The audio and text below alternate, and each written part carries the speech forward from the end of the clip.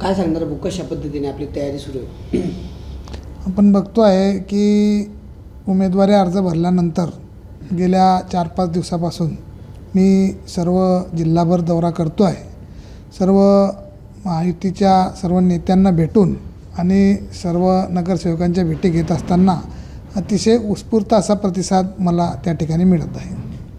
शिवसेनेची बंडखोरी कायम आहे, त्याच्यामुळे मतांचं विभाजन होईल असं वाटतंय. तुम्हाला भीती वाटते कुठे निवडणुकीमध्ये काही? या ठिकाणी मला तर कुठेच मतांचं विभाजन होईल किंवा बंडखोरीमुळे माझ्या मतांवर परिणाम होईल असं मला या ठिकाणी वाटत नाही. कारण मी सर्वच दूर दौरा केला. पाचोरा असेल, बडगाव असेल, त्याचबरोबर काल म्हणजे पाचोरा बडगावला आदरणीय किशोरप्पा त्या ठिकाणी सोबत होते.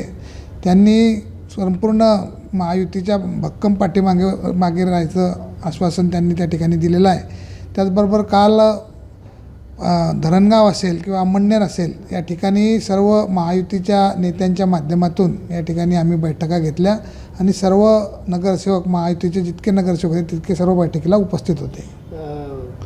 विरोधातले तुमचे उमेदवार आहे महाविकास आघाडी अपक्ष उमेदवार, त्यांचं म्हणणं आहे की दोघांचं भांडण तिसऱ्याचा लाभ या पद्धतीने आम्हाला. इथे भांडणच नाही आहे. मी तुम्हाला तेच सांगतो की प्रत्येक ठिकाणी मी जाऊन भेटी देत असताना अतिशय उत्स्फूर्त प्रतिसाद महायुतीचा आहे. आपण जर बघितलं आजही मी मुक्ताईनगरमध्ये आमचे ज्येष्ठ बंधू आदरणीय चंद्रकांत पाटील आमदार तिथले, त्यांच्याकडे सर्व बोदवड, मुक्ताईनगर, वरणगाव आणि सावदा या नगरपालिकेच्या सर्व नगरसेवकांची बैठक त्या ठिकाणी बोलवली होती आणि त्या ठिकाणी सर्व नगरसेवकांनी महायुतीच्या मागे जो मी उमेदवार जो आहे त्याच्या मागे उभं राहायचं, ठाम उभं राहायचं त्यांनी आश्वासन त्या ठिकाणी दिलेलं आहे. एक निवडणूक लागल्यापासून अशी पण चर्चा आहे की तुम्हाला जेव्हा उमेदवारी मिळाली त्याच्यामुळे भाजपमध्ये देखील अंतर्गत नाराजी आहे, त्याचा पण परिणाम होईल असं वाटतंय.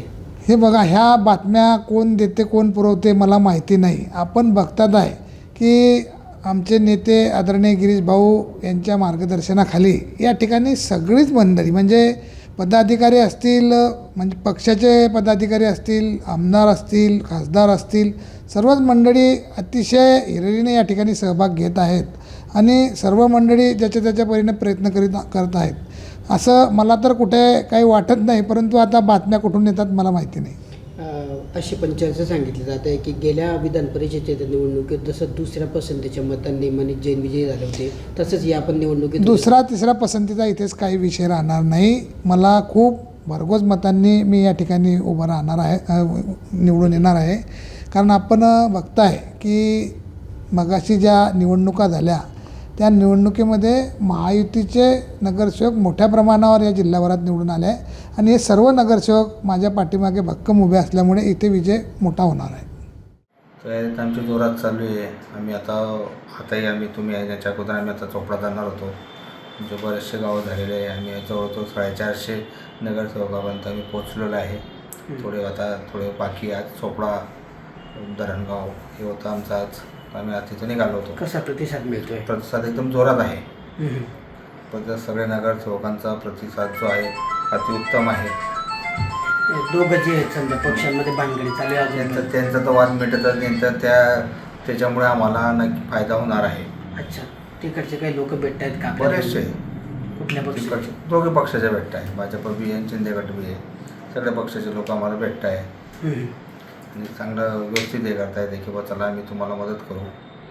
काय नाराजी आहे त्यांच्यामध्ये? काही नाराजी काय त्यांचं अजून स्पष्ट होतच नाही ना की बा काय आपण काय करायचं पाहिजे किंवा शिंदे गटांचे जे आहे बंडखोरी काय मत आहे अजून काय त्यांचा निपटारा होत नाही आहे.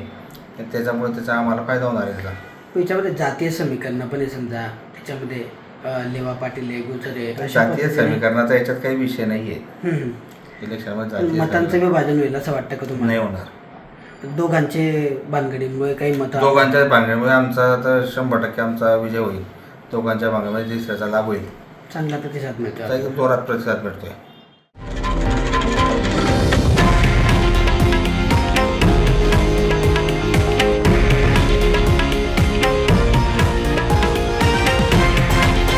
हे आहे देशातील नंबर 1 न्यूज नेटवर्क आणि आपण पाहत आहात TV9 मराठी, एकमेव.